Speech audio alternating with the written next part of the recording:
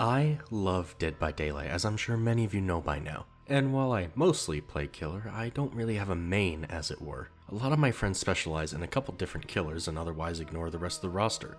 But I like diversity in who I play. If I had to pick my favorites, I'd probably say Unknown, Dredge, Xenomorph, and the topic of today's video, the Huntress. And if you're an avid DBD fan, you've probably noticed that among the characters I listed, she's the odd one out. The former three all have some variation of higher mobility, whether it be teleporting to husks, lockers, or holes. But the Huntress is not only not a high mobility killer, she has below average speed in general, moving at 4.4 meters per second as opposed to the standard 4.6 meters per second. However, she is a ranged killer, and an often pick for the best ranged killer in the game. Her ability to dole out damage quickly is nearly unmatched, and for years has been well regarded by the player base. However, fairly recently she came back into the spotlight. Let me set the stage. For years by now, Huntress had been in a well-cemented spot. Like any other killer, once her time in the spotlight was over, she made for a good character on the roster, and a good option to play little more. And when other killers started getting new cosmetics under new labels such as Legendary or Ultra Rare, Huntress took a backseat until the release of Baba Yaga. By the way, in case you're wondering the difference between these two rarities, Legendary turns a killer into a brand new licensed character. For example, the Blight can become William Birkin. However, Ultra Rare changes them into an original character, or at least an original take on a character. Think Trapper turning into Krampus or Artist turning into the Jabberwock. Huntress had never received anything on this level really, since Baba Yaga was still a prominently human character, and could even be passed off as Huntress when she's old. And she wouldn't receive one like that for a long time. But then something strange happened. During a recent PTB, Behavior was testing out quite a lot. A new Twins playstyle, new Collision for Blight, and probably the largest, a new store page. This remake of the store layout was classy and sorted cosmetic items into collections. It was a really cool idea, and to me, kinda resembled a trading card loadout. But then the store went live and there was a new cosmetic no one had seen before. One for the Huntress, called the Were-Elk. This bad boy is the subject of today's video, because while most other ultra rare cosmetics have pretty well defined origins, the Were-Elk is different in that it doesn't seem to stem from anywhere. It's by and large a unique creation from Behavior, and one I was extremely curious about. Where does it come from? What is it? Who is it? This is what I want to find out today, using what I can of the little lore we do know about the Were-Elk, while also taking cues from the killer's appearance in-game. I'm getting to the bottom of this mystery one way or another. So first things first, let's discuss the Were-Elk's story as it's presented in-game. The Were-Elk story is confined to the descriptions given to the cosmetic set in-game.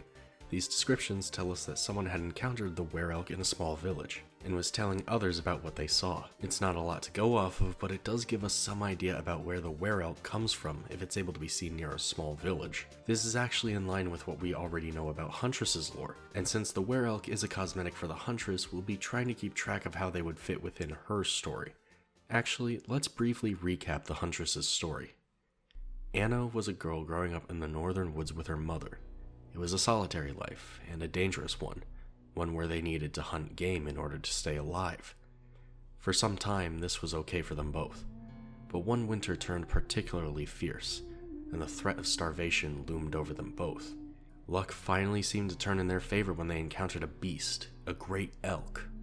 However, the elk charged at Anna, who froze in a moment of panic when she saw the rage in its eyes.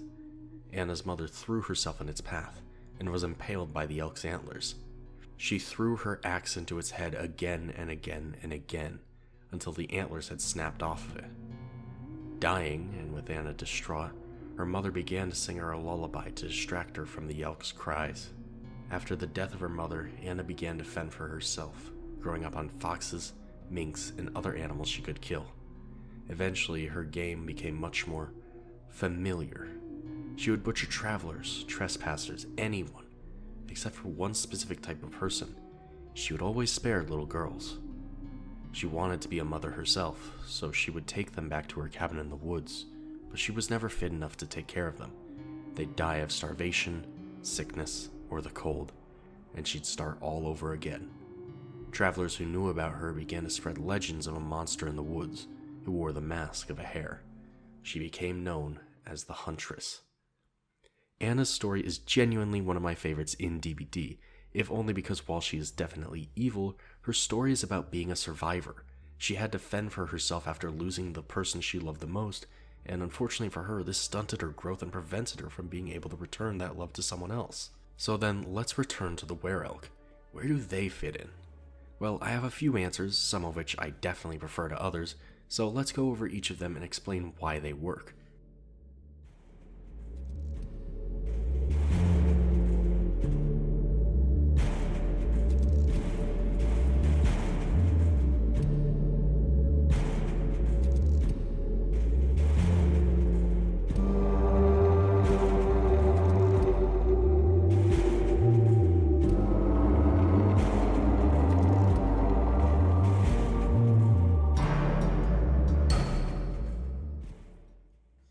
Option 1.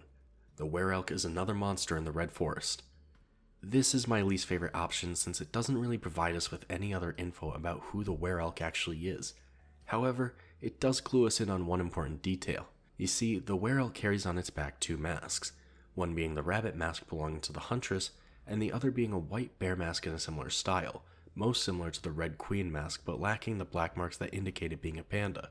As of now, it's unclear what mask this is, but it being in the same style as the huntress's rabbit mask implies it also belonged to her. In this case, we can assume the Were-Elk either killed Anna and took her masks as trophies, or stole them from her.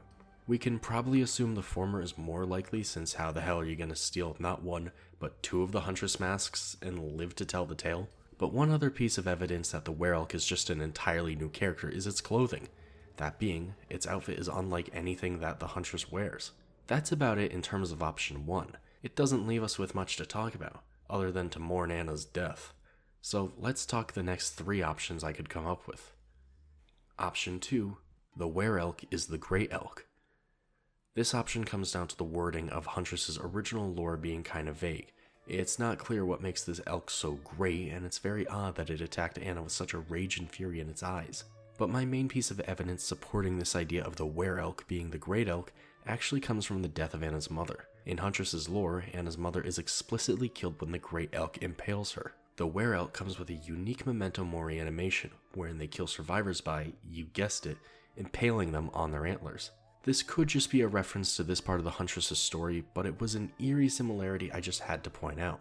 The main argument against the Were-Elk being the Great Elk is that the Great Elk dies in the fight with Anna's mother, meaning the Were-Elk wouldn't be able to collect those masks. Also, the Were-Elk starts its Mori animation by swinging an axe into the survivor's back, something that is not mentioned at all in the original lore. Is it possible still that the Were-Elk is the Great Elk? I would say it's definitely a possibility. Keep in mind that Dead by Daylight operates on a multiverse level, with each cosmetic being a different character from a different universe. It's possible that the Were-Elk is the Great Elk, just from a timeline where instead of being killed by Anna's mother, he survives and kills both her and Anna. This might even be the case given the Were-Elk's unusual battle wounds, that being a series of knives lodged in its head. Anna's mother does attack the Great Elk's head, but specifically does it with an axe. Maybe in the universe where the Were-Elk is from, she instead attacks with knives which prove less effective and end up getting her killed. That's an interesting thought, but far from our best option, I feel. Option 3. The Were-Elk is Anna. This is admittedly what I assume the Were-Elk to be immediately, given that they are an outfit for the huntress and wear clothes that, although different, do look like something that Anna would wear. This option is probably the most evidence, so sit down and let's go over every piece, starting with the gameplay. Both Huntress and the Were-Elk play exactly the same, which is to be expected given that the Were-Elk is really just an overglorified skin for the Huntress. They hum the same lullaby, throw hatchets similarly, and hell, if you want to be creative, they technically share the same perks. If there's one specific difference, it's that although Huntress is hair-themed, the Were-Elk is, well, very much not that. But let's get into some speculative stuff now and explain why I think this is our most likely option. For starters, the Huntress has been thought to be a monster for some years now, just not a Were-Elk. For example, in her blighted form, Anna grows long fur on her body in patches. She also seems to have some very animalistic perks, and her constant array of animal masks support this even further. For some, Huntress was Dead by Daylight's version of a werewolf. This was even seemingly confirmed when the Huntress had her tome released, A Lovely War. This tome story has Anna stalk groups of German and Russian soldiers, killing them in brutal ways. She's even rumored by the soldiers to be a Bodark, which as far as I can tell is a Russian term for a specific type of werewolf. It's possible that the Were-Elk is just Anna's most animalistic form. This would explain quite a lot about it from a design standpoint. Let's say for a moment that the Were-Elk comes from around the time of a lovely war. Is there evidence of this? Yes, there is. You notice that star that the Were-Elk is wearing? That, my friends, may just be from a Russian soldier. I don't believe it's a real Russian badge, given that the closest I could find displays the hammer and sickle, but I can tell you right now it's not a German one, and we don't need to discuss what German badges would have looked like around that time. But the point is that it's military. On top of that, the Were-Elk carries a rifle on its back. This is a bolt-action Mosin rifle, and it was a popular rifle for the USSR during World War II. The trophies the Were-Elk is wearing definitely come from a lovely war. That means the masks on its body likely are just masks Anna has with her during her transformation into the Were-Elk. In this universe, Anna is very much the monster that the soldiers feared she was, in a much more literal sense than in the original story. The one thing that does not get explained then is the knives lodged into the Were-Elk's head. Unlike the Mosin, these don't really have a very recognizable shape that fits the same time period. The most I could figure is that they were some variation of a German Puma knife, which often had this sort of lipped edge on the handle, as opposed to the front guard on other combat knives. The shape also lines up in the handle. But even the Puma often had these front guards, so what exactly type of knife this is remains a mystery to me. So that settles it. Is the Were-Elk Anna the huntress? Well, I think this may be the safest choice and lines up fairly well. However, there are some inconsistencies, notably the bear mask that has never been seen before, and something I haven't pointed out yet.